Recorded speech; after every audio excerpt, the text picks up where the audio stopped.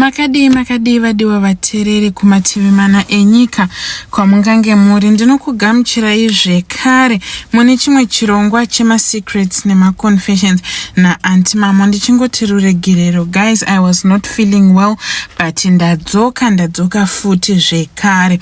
Zvisinei, regai ndikuverengerei confession yekutanga yandauya nayo in this episode. Hi Aunty Mamo, please post for me. Chitupa changu ndokumbira kuti muvige. Kana muchinge mazoposta nyaya yangu muzondiudza.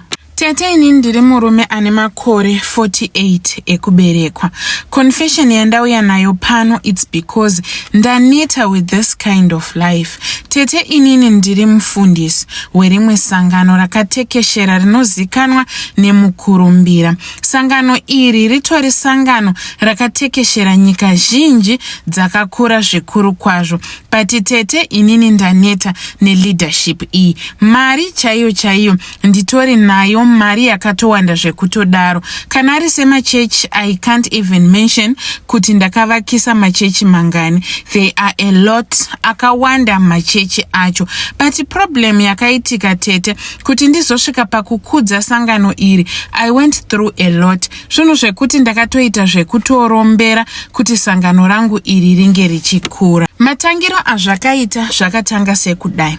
Inini pandakapedza chikoro, ndakaenda kuchikoro cheufundisi kunonzi kuAzusa iri muBulawayo. Ndakaenda ndikanodzidzira ufundisi ikoko, ndokubva ndagraduata, ndokubva ndapasa. After that, ndakange ndichipinda a certain church yandisingazotauri nezita rayo. Saka munongoziva kuti zvinhu kana waita zvekuendera kuchikoro, unenge wakuto expect a profit. Of which machechi atainge tichipinda, tainge tichingopiwa mukana wekuti tinge tichiparidza, but chataiwana painge pasina. Then takazotanga kudistribirwa kuma rural areas uko kwatainge tichinzi tiende tinoparidza, wonokudza sangano rako uri ikoko, then wochizokwanisawo kudya mari kubva pasangano rako. Apa zvimachechi zvekumusha munongozviziva kuti vanhu vanenge vachitozvitamburirawo ichingori nhamo chete zvekuti kana ukatovaparidzira nezve love offering kana kuti nezvekupa,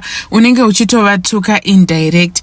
Ndakaenda kumamisha kuya kwandainge ndakaiswa, ndokubva ndaenda ndokunovhura sangano kungozadzikisawo zvinhu zvandainge ndatumwa. Ndakati ndavhura sangano riya, taiti every Sunday kana tatowana mari munenge matocollecta $5, pamwe pacho $3.50 chaiyo. Saka ndaingoona kuti mari yacho inenge isingakwani. Apa unenge wafamba almost 8 kilometers kuenda kunenge kuine chechi yacho. Apa kubasa ndinenge ndisingaendi, ndisingashandi. So life became very hard zvekuti ndakazongobva kuya ndikanoudza mufundisi muhombe ainge andisa ikoko kuti sangano rainge raparara, vanhu havachauyi kuchechi zvamuchose.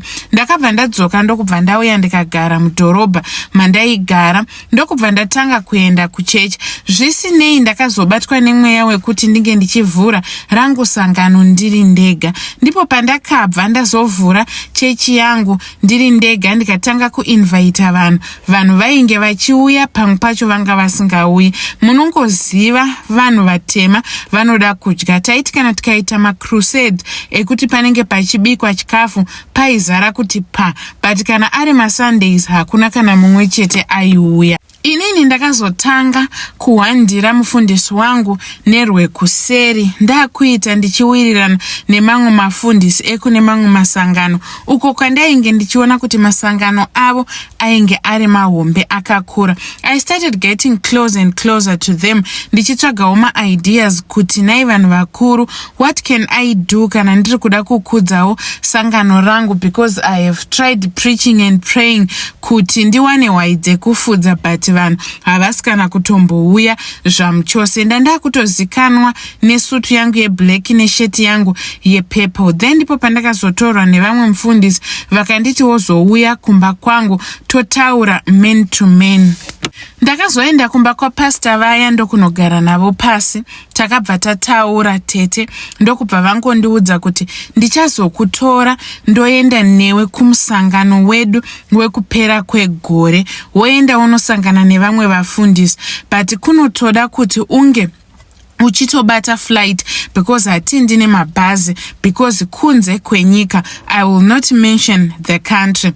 Then vakazoti time yekuti tinge tichienda yasvika, ndipo pavakabva vanditi ndichakutengera hembe dzekuti upfeke ndigokubhadharira tiketi reflight, then tobva taenda. I was happy, and vhiki iroro rataifanira kuti tinge tichinda antimamo handina kana kutombokwanisa kurara nekuda kwemufaro chaiwo. Dei rakazoti rasvika, tisu avo takananga kuairport, ndokusvika ndokupinda hedu mundege ndokuenda kunyika yatainge tichienda. Takaenda kuya tete tichinosvika, ndakawana kuti nzvimbo iya yainge iri very crowded, yainge yakazara vanhu zvisingamboiti, painge pakazara mafundisi echidiki, vanhu vakuru vakangosangana vakasiyana siyana. Antimamoyo, the place was so welcoming. Takasvika paya first day manheru ndokubva taenda kwatakanzi tinofanirwa kuti tinge tichinorara, kwainge kuri kuhotel. We slept there tichigadzirira day ramangwana. Takazoti mangwana takamuka tikaprepare ndokuenda kwainge kuchinzi kuni chechi yacho. It was a very very big hall yaiva nema overflows ainge akawanda. Takasvika ndokupinda muchechi muya ndokubva tagara. Pakabva patanga kuimbwa, but painge pachiimbwa nechirudzi. Vanhu ndokubva vaparidza, but language yaiparidzwa nayo yainge isinganzwiki, uyezve painge pasina interpreter zvamuchose, but vanhu vazhinji vainge vari imomo, they seemed to understand. Apa inini pastor vandainge ndaenda navo vakangondiudza kuti iwewe you just follow instructions. Zvatinenge tanzi tite ndizvo zvatinoita. Inini ndinenge ndichikuudza kuti ngatichiita so no questioning, no what. Ndakabva ndati okay, it's fine. Varume vese vainge varimo imomo vainge vakapfeka masutu, vose vakapfeka masutu eblack. Then takazoti kwakumanheru. During the day takaswera takagara vachingoparidza zvinhu zvavo zvisinganzwiki. Then kwakazoti kwava kumanheru, tete ndakazoshamisika, mumwe nemumwe akunzi ngaabate wake. Vaya vaizivana vakabva vabatana wake wake. Then isisu tese tainge tiri vatsva, tisu takangosara takangoti tuzu. Takazoti after that takabva tadedzewa kukanzi vese vatsva vachangosvika pano for the first time ngavauye kuno. Takabva tatorwa ndokubva taendeswa kwedu tega. Takati tichisvika ikoko tete papulpit yemuchechi umu. Papulpit apa painge paine yandingati iswimming pool here kana kuti baptism pool yainge iri ipapo. Pakabva pangovhurwa kudai, but chakandinetsa ndechekuti mupool muya mainge musina mvura yatajaira kuona iyi, mainge muine sort of ropa ranga rakasviba kuti tsva. Then takanzi tese tinofanirwa kubhabhatidzwa imomo. Takabva tapinzwa tichibhabhatidzwa one by one tete tose kusvika tapedza. After that tine maring atakapiwa ane maemerald pamusoro, ndokubva tanzi pfekai. Tapedza ipapo takatambidzwa zvimwe zvinhu zvinenge munondo so zvatakabatiswa, but kumusoro kwazvo zvainge zviine shape yemusoro wenyoka. Apa maring acho atakapiwa anga kaita emerald ane mapyramid akakrosana kudai. Then mushure maizvozvo takabva tanzi chipfekai hembe dzenyu. Takabva tapfeka hembe dzedu. First day iroro takabva taenda kunorara. The second day takabva tanzi izvoni paya vamwe pavanobata wake wake, mese munofanirwa kuti munge muchisarudza, chero wawatora hakuna anoramba. But before that takabva tanzi izvoni tese vanyowani vainge vachangosvika taifanirwa kuti tinge tichitanga tarara nemukuru weko, kureva kuti takatanga taitwa ngochani ndokubva tararwa nesu nekumashure nababa vaya. It was painful tete, handidi kunyepa, but panga pasisina reverse. Ndakambozvidemba ndikataura namufundisi vainge vauya neni kuti shuviro yangu yanga iri yekuti dai ndadzokera kumba, but mufundisi vakandiudza kuti never mention those words again, because ukangonzwikwa neumwe munhu asiri inini they will definitely kill you, unorovera kuno. inini hangu I'm going to keep quiet. I'm not going to say anything. Semunhu wandinoziva uyezve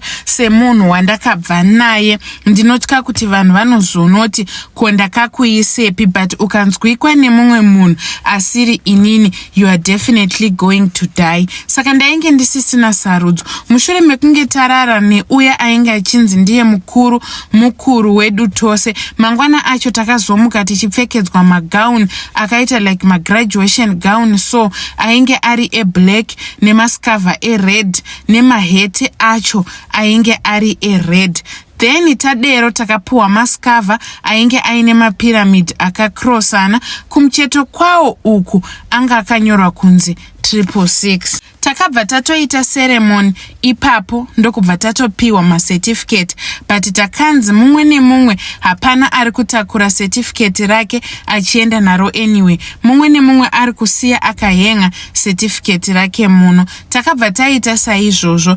Then the following night takabva tangonzi mumwe nemumwe ngaabate wake. Tete ndipo patakabatana, tainge tiri vanhurume tega tega, ndipo patakabatana ndokubva tatanga kuita bonde. Munoziva here kuti muhall nemakuriro ayanga yakaita hall yacho yainge ingori noisy chete, varume vakuru vachishinyira vachirarana. Tete kubva ipapo takazoti tabva ikoko kumeeting iyoyo ndichidzoka kuno kuZimbabwe. Zvinhu zvangu zvakabva zvatanga kuendeka negwara zvekuti my church started growing. Even chero mufundisi vandakabuda mavari vakatoshamisika kuti what exactly happened, but inini ndaingoti baba, Mwari vakaita minana, Mwari vakaita kuda kwavo, Mwari vakaratidza simba ravo neukuru hwavo, sangano rangu ratokura, but vanhu vandinotungamirira they don't know kuti ndizvo zvandakaita. Saka mushure mekunge sangano rangu rakura, ndakazotanga zviya zvekuenda mumaguta ndichinomutsa masangano kusvikira ratekeshera munyika yeZimbabwe yese, ndokubva ndatanga kutobuda nekunze kwenyika ndichitoparidza shoko ndichimisa machechi ikoko.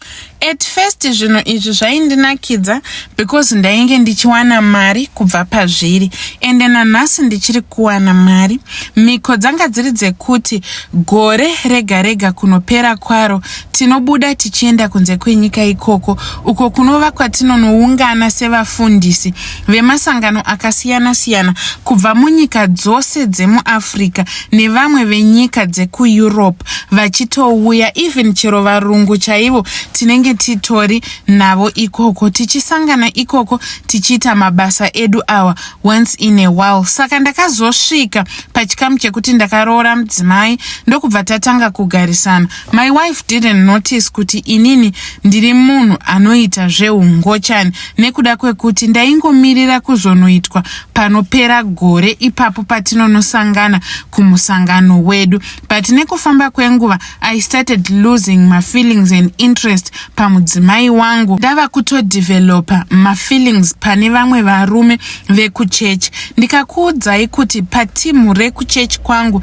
rese vanga vamadikoni vese nemabishop, handina kana mumwe chete wandisina kurara naye. In fact utungamiri hwangu hwese vakutoziva kuti ndo nyaya inotoitika. Titori nenguva tete yekuti muchechi tinomboita musangano wevarume chete watinenge tichiti musangano wevatungamiriri. Pavanenge vauya varume vaya kumusangano wevatungamiriri, hatina chimwe chatinenge tichita kusara kwekungovaka zvedu bonde as men pachezvedu takadaro, and those men they are loving it zvekutodaro, kutoreva kutoti mweya wainge uri pandiri wakaita kuti ndikwanise kuinitiate vamwe vanhu mumabasa awa, and they are enjoying. Varume ava they are even testifying kuti ivo kudzimba dzavo they no longer enjoy madzimai avo vakutoda varume. Ini ndakangovaudza kuti you can do whatever you want to do,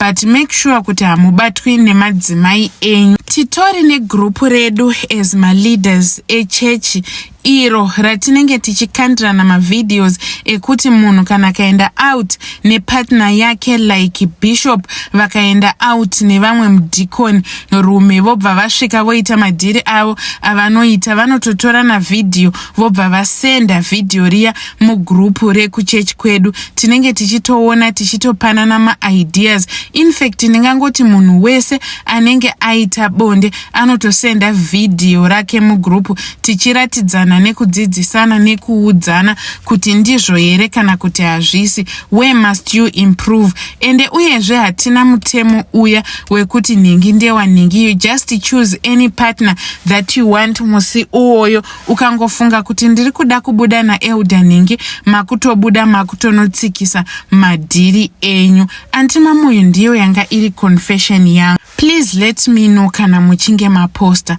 Kutaura chokwadi nyama yangu ine zvai inonakirwa nazvo pamabasa awa andiri kuita, but mweya wangu tete wakafa, mweya wangu wakaparara. Simba kunyika yandakainda ndakapiwa rekukasta out mademons. Andina simba remweya mutsvene, but ndine simba redhimoni hombe rakakura kudarika mamwe madhimoni, rekuti kana ndikataura kana kuti ndikakomanda madhimoni madiki munhu anodonha pasi. I can cast out any type of demon richitobuda, but ndisiri kushandisa mweya mutsvene, ndichishandisa dhimoni hombe kudzinga madhimoni madiki. Uyezve tete ndakuita problem yekuita kunge munhu ane chirwere chemapiles, kana kuti andizivi kuti ndochitsanangura sei, chekuti ndinenge ndichinzwa masharp shooting o kana kuti masharp stabbing pains